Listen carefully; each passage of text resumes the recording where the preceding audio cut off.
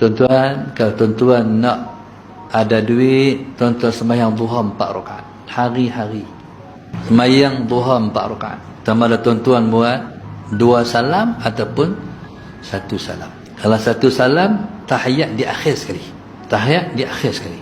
Buat 4 rakaat hari-hari. Tapi kalau tuan-tuan buat sehari 2, dia tak main lagi. Tak ada kesan apa pun. Dia kena buat sampai tuan-tuan sayang duha tu. Bila mana kita tak boleh tinggal dah, kita akan sayang duha tu. Ketika tu kita akan dapat janji Tuhan.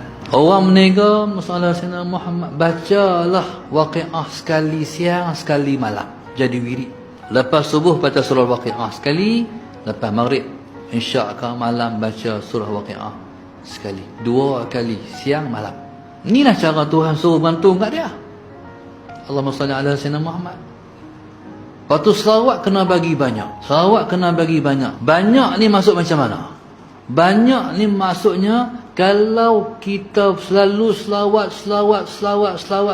Sayyidina Muhammad, sampai satu masa kita tak pegang tasbih pun selawat keluar di mulut. Tu makna banyak. Faham tak? Kalau kita Allahumma salli ala Sayyidina Muhammad tak boleh lagi macam tu, berarti kita tak selawat banyak lagi. Selawat banyak ni kena hari-hari selawat 1000, 2000, 3000,